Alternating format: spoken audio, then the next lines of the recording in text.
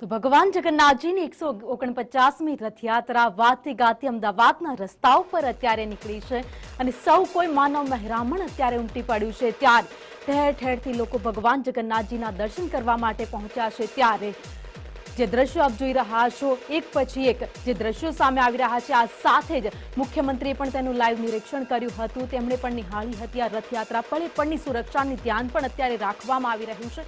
આ સાથે જ જ્યારે લાખોની મેદની એક સાથે ઉમટતી હોય છે ત્યારે ચોક્કસ સુરક્ષાનું ધ્યાન રાખવા માટે 30 થી 40 હજારનો પોલીસનો કાફલો પણ અત્યારે ત્યાં ઉપસ્થિત છે।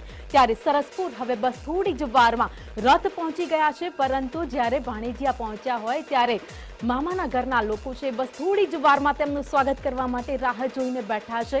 ત્યારે રથયાત્રાના દ્રશ્યોની સાથે આપણે ગીતોનું પણ રસપાન કર્યું અને બસ આ દ્રશ્યો જોઈ રહ્યા છો, સીધા દ્રશ્યો આપને સરસપુરથી બતાવી રહ્યા છે, જ્યાં સરસપુરમાં અમારી સાથે લખમા જોડાયા છે। સરસપુરની અંદર ઉપસ્થિત થઈ ગયા છીએ, જ્યાં અત્યારે મોસાળની અંદર ભગવાનનું આગમન થવાનું છે અને અનેરો ઉત્સાહ જોવા મળી રહ્યો છે।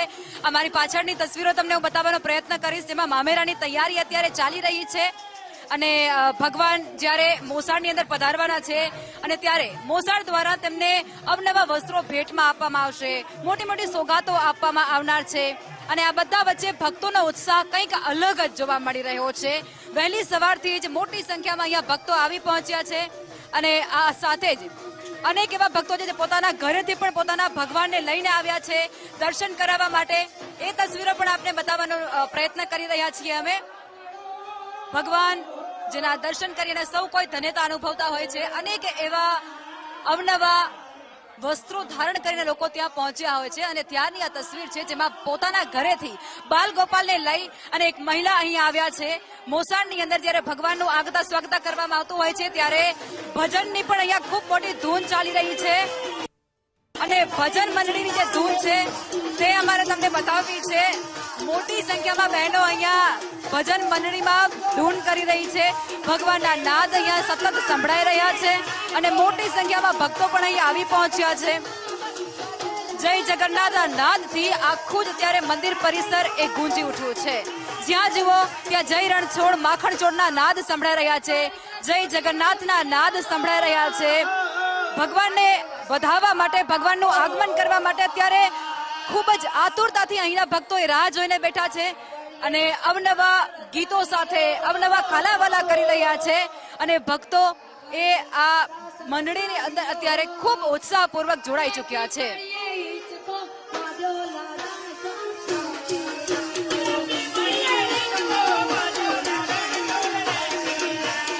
આપણે ત્યાં જવાનો પ્રયત્ન કરીશું।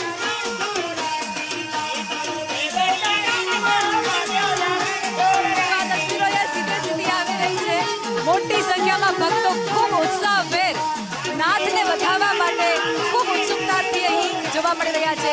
અવનવા ગીતો સંભળાઈ રહ્યા છે અને ગીતોમાં ઝૂમતા આ લોકો ખૂબ ઉત્સાહમાં અત્યારે સરસપુરના લોકો જોવા મળી રહ્યા છે ભગવાનને વધાવવા માટે મોટી સંખ્યામાં અને વહેલી સવારથી ભક્તો અહીંયા ઉપસ્થિત છે। આ ભક્તોનો ઉત્સાહ તમે જુઓ, આ આનંદ તમે જુઓ, ધન ગળી એ ધન ભાગ એવો અત્યારે અહીં માહોલ જામી ગયો છે। નાથના વધામણા કરવા માટે મોસાળ એ ખૂબ આતુરતાથી અહીં જોવા મળી રહ્યા છે અને અસંખ્ય લોકો પણ અહીં આવી પહોંચ્યા છે।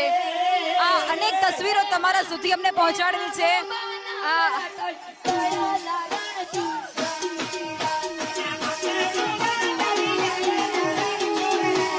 નાથને જ્યારે લોકો આવતા હોય છે ત્યારે